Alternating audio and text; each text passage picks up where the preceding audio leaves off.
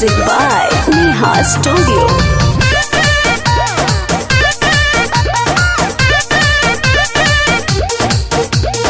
होलिया में लागता रे छेना छोरी तनी पतई पदेना। होलिया में लागता रे छेना छोरी तनी पतई पदेना।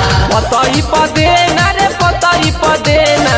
पतई पदेना रे पतई पदेना। रंगे दे है दुनो फूल गेना छोरी तनी पतई पदेना। होलिया में लागता रे छेना छोरी तनी पतई पदेना। होलिया में लागता रे छेना छोरी तनी पतई पदेना। होलिया में लागता रे छेना छोरी तनी पतई पदेना।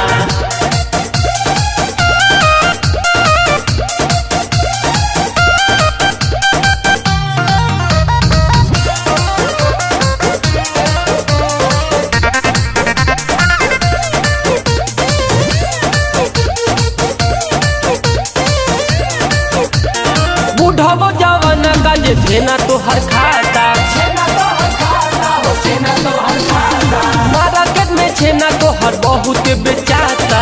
बहुत बेचाता हो बहुत बेचाता। बुढ़ावो जवान का जे छेना तोहर खाता। मार्केट में छेना तोहर बहुत बिकाता। चढ़ली जवानी छाल के ना छौरी तनी पतई पदेना। होलिया में लागता रे छेना छोरी तनी पतई पदेना। होलिया में लागता रे छेना छौरी तनी पतई पदेना। होलिया में लागता रे छेना छोरी तनी पतई पदेना। होली है होली है सरारा।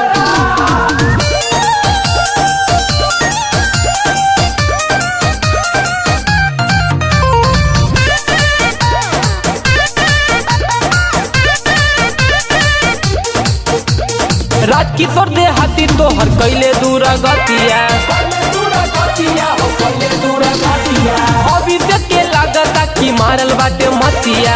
मारल बाटे मतिया हो मारल बाटे मतिया। राजकिशोर दे हाथी तुझ कैले दूर गतिया। अभिषेक के लागता कि मारल बाटे मती। पीछे कहारी से रंगावा गिरे ना छौरी तनी पतई पदेना। होलिया में लागता रे छेना छोरी तनी पतई पदेना। होलिया में लागता रे छेना छौरी तनी पतई पदेना। होलिया में लागता रे छेना छोरी तनी पतई पदेना। पतई पदेना रे पतई पदेना। पतई पदेना रे पतई पदेना। रंगे दे है दुनो फूल गेना छौरी तनी पतई पदेना। होलिया में लागता रे छेना छोरी तनी पतई पदेना। होलिया में लागता रे छेना छौरी तनी पतई पदेना।